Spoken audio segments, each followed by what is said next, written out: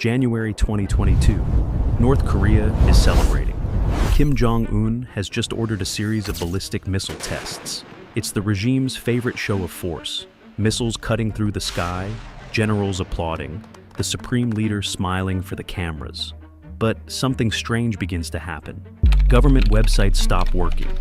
The regime's official portal, Nenara, becomes inaccessible. The booking website for Air Koryo, the state airline, disappears. External email servers stop responding. International observers are noticing the anomaly. Could it be retaliation for the missile tests? Has the United States Cyber Command decided to send a message? Analysts speculate about a secret operation by some world power. The truth is much stranger. On the other side of the planet, in a house on the Florida coast, a 38-year-old man sits in front of his computer. He's wearing slippers, pajama bottoms, and an old t-shirt. On the table, a bag of Takis chips. On the television, a film from the Alien franchise plays at a low volume. His name is Alejandro Cáceres, but online, he goes by the name P-Fix, and he just took down the internet for an entire country, alone.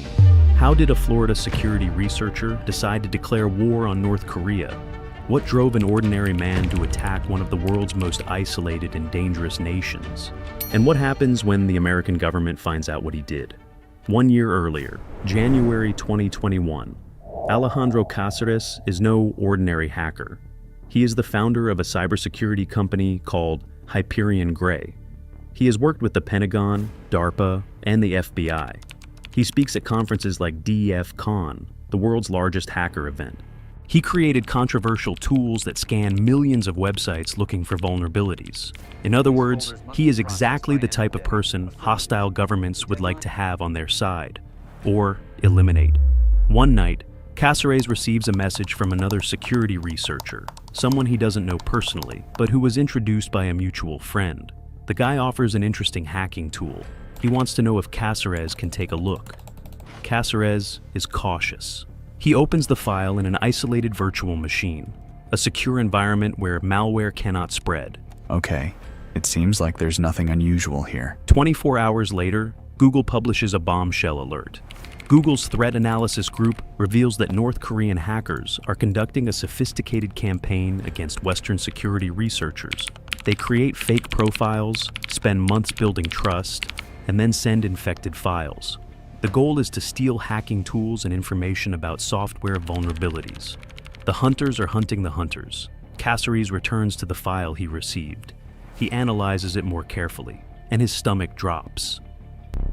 Damn, is there a backdoor here? I can't believe I almost screwed myself over here. If he had opened it on his main computer instead of the virtual machine, North Korean spies would have had full access to his systems, his tools, his projects, his research. He was almost hacked by a nation-state. Cáceres is shaken. Why would North Korea go after him personally? He soon discovers he wasn't the only target. Dozens of security researchers were targeted in the same campaign. It was an operation coordinated by the Lazarus Group, the hacking arm of Kim Jong-un's regime. But the shock soon transforms into something else. Expectation. Cáceres hopes the American government will do something. After all, American citizens have just been attacked by spies from a hostile country. This should be treated as an act of cyber warfare. There should be retaliation, protection, some kind of response. An FBI agent gets in touch, asks some questions, writes down the answers, and then silence. Weeks go by, months go by, no updates, no help to protect their systems. No news of any action against the perpetrators. It's as if no one is coming. It seemed very obvious to me that they didn't know what to do. Cáceres would say later, they had no plan, they had nothing. A group of terrorists protected by a failed state had attacked American citizens, and they were going to do nothing? Disappointment turns into resentment. Resentment turns into anger. And anger, slowly, turns into a plan. If the authorities aren't going to avenge this violation, maybe he'll do it himself. The idea seems insane at first. A one-man counterattack against the most isolated regime on the planet. Enjoying the video? Consider subscribing to support our channel. He begins researching North Korea's digital infrastructure. What he discovers surprises him. The country's online presence is minuscule. Only a few dozen websites serve the entire nation. The infrastructure is old, poorly maintained, and full of security flaws that have never been fixed. Obsolete versions of Apache. Known bugs in the Nginx server that crash the system if you simply send a malformed header. For an experienced hacker, it's like finding a fortress with all the doors unlocked. I didn't think it would be so easy to access literally an entire country. Honestly, I expected more. Night after night, he maps North Korean systems. He tests for vulnerabilities. He identifies weaknesses. And he starts writing code. Automated scripts scan servers, identify which ones are online, and launch exploits to overload or take them down. It's a denial of service attack with surgical precision. Every line of code has a single purpose: to disconnect North Korea from the global internet. Caceres knows he's entering dangerous territory. Hacking is hacking, even if the target is a hostile regime. There are no vigilante exceptions in American law. If caught, he could face years in prison. And if North Korea discovers who's behind the attacks, he could become a target for retaliation. So, he takes precautions. He creates a pseudonym to hide himself. He chooses P4X, pronounced like Pax, the Latin word for peace. It's an ironic joke. He will enforce peace through punishment. The plan will be ready by the beginning of 2022. Caceres sits in front of the computer, slippers, pajamas, snacks on the table. An ordinary guy with a very ordinary mission. He checks the tools one last time. The code is loaded onto his laptop and some rented cloud servers. The targets are set. His heart races with adrenaline and a sense of challenge. Take a deep breath. And launch the attack. The first few minutes are anticlimactic. Just code running, data packets being sent, no explosions, no immediate visual evidence. Caceres puts on an alien movie on TV to pass the time, eats Takis, tries to act normal, but every few minutes he pauses the movie and goes to check the progress. And each time, the news gets better. One by one, the North Korean servers stop responding. Caceres checks the country's websites. Air Koryo, down. Ninera, down. State news site, down. He refreshes the page. Nothing. Another refresh, timeout. Around the world, anyone trying to access North Korea online sees error messages. Inside the country, officials discover that their external emails and web access have been cut off. North Korea has been disconnected. Caceres isn't celebrating yet. Is this real? Did someone actually manage to do this? He checks Pingdom, an independent service that monitors website uptime. The graphs for North Korean domains show a sea of red. Downtime everywhere. A cybersecurity researcher monitoring North Korean internet traffic observes a massive and mysterious wave of attacks, taking down entire networks. He is baffled. He has no idea who is behind it. Caceres smiles. It's working, and nobody has the slightest idea that it's him. With each passing hour, the attack continues. The scripts relentlessly bombard vulnerable servers until they crash, then move on to the next target. North Korea's few connections to the outside internet are overwhelmed. Its routers are paralyzed. When it finally ends for the night, virtually all North Korean websites are down. An entire nation was disconnected by a single hacker at their keyboard. Before going to sleep, Caceres absorbs what he has accomplished. It's a strange feeling of triumph mixed with disbelief. He has proven that even a regime stronghold can bleed in cyberspace. The first night of his personal cyber war comes to an end, but he knows this is just the beginning. The following morning, news of the blackout spread quietly among analysts and intelligence communities. It's not every day that an entire country goes offline. Speculation is rampant. Did the US Cyber Command or another state group take direct action? The timing is suspicious. North Korea had conducted a series of missile tests just days before. Some whisper that it must be a punitive strike by a world power, a secret message to Pyongyang to back down from its provocations. The North Korean government, predictably, remains silent. There is no public admission that anything is wrong. Inside the country, almost no ordinary citizen even notices that the internet is down. They don't have access to the global internet in the first place. Less than 1% of North Koreans can browse beyond the domestic intranet. The outages primarily affect the regime's external propaganda websites and email servers serving international audiences. On the streets of Pyongyang, life continues as normal. The blackout is an embarrassment for the leadership, not a national crisis. But abroad, among the small circle of North Korean observers, it's big news.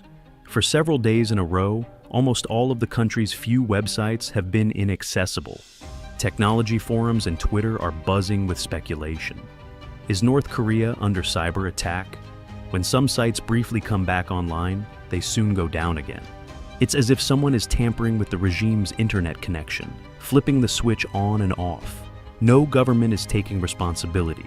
No one is stepping forward. The mystery only deepens the intrigue. Could it be a new form of covert pressure exerted by the US or South Korea? A retaliatory attack by hackers from an enemy state?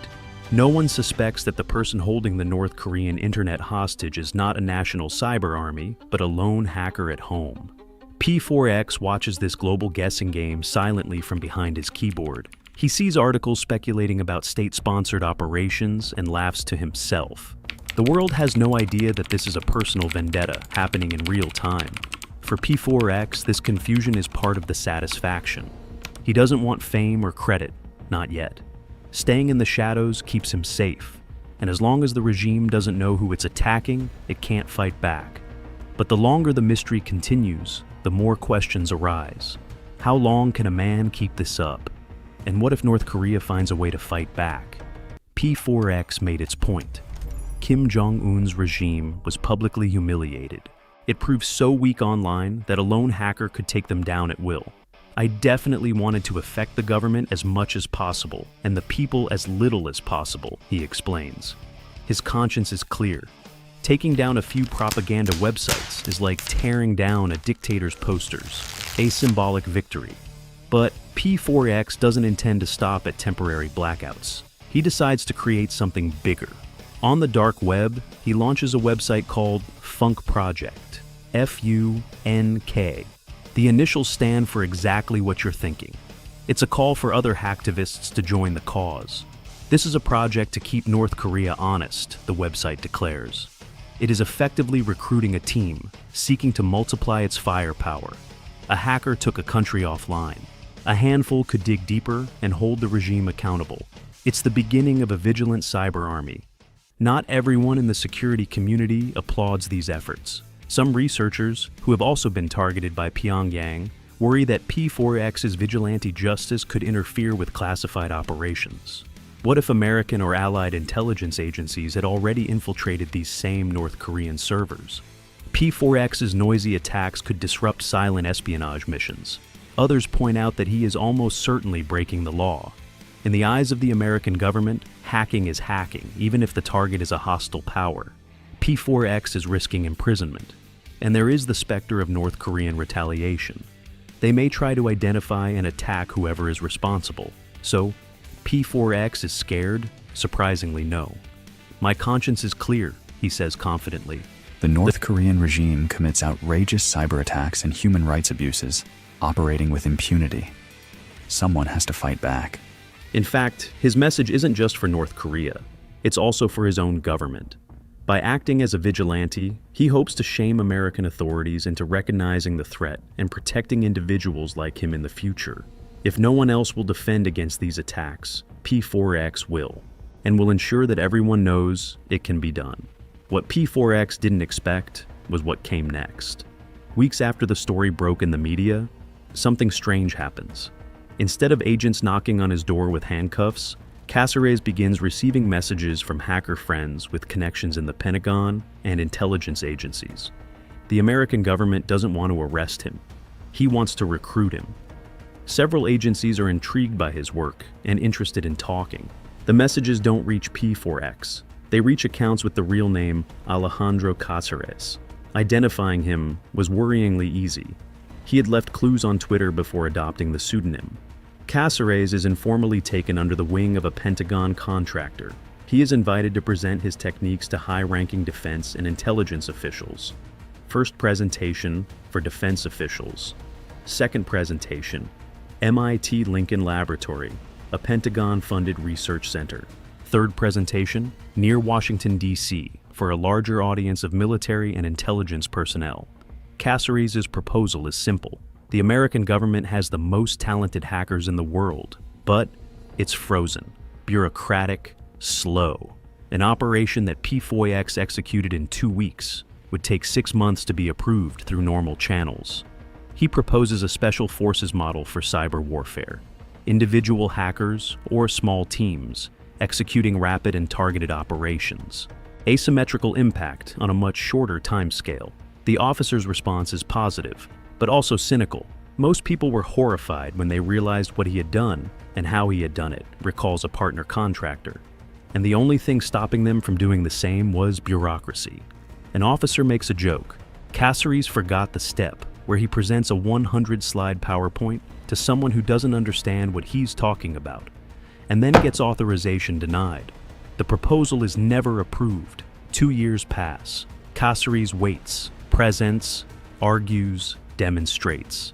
Carries out long-term hacking projects against other foreign targets as a demonstration of his capabilities. Nothing changes. Bureaucracy wins. In April 2024, frustrated and exhausted, Alejandro Cáceres makes a radical decision. He will reveal his true identity. This is his last attempt to get the government's attention, to restart the conversation, to show that there is a better way. But he also makes it clear that he will no longer wait for Pentagon approval. If I continue this alone, or with just a few people I trust, I can move much faster, he says. I can screw whoever deserves it, and I don't have to report to anyone.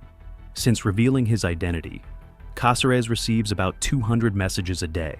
Many people want to partner with him, others ask for help. He is exhausted but remains active on social media with his characteristic sarcastic humor. Both the NSA and the DoD have tons of talented hackers, he says in interviews. But when it comes to actually carrying out disruptive cyber operations, for some reason we as a country are just frozen and afraid, and that needs to change. North Korea continues to hack. In 2022, the Lazarus Group stole $1.7 billion in cryptocurrency. In 2023, they compromised JumpCloud, an identity management platform, gaining access to multiple crypto companies. In 2024, the attacks continue. The American government remains slow, cautious, bureaucratic, and Alejandro Cáceres continues doing what he's always done, working in the shadows, waiting for the next opportunity, ready to strike again. A man in pajamas proved that a nuclear regime can be humiliated by a single hacker with a laptop and an internet connection. That digital fortresses can fall, that sometimes the most dangerous person in the room isn't the one with the biggest army, he's the one with the highest motivation. North Korea tried to hack the wrong hacker, and he paid the price.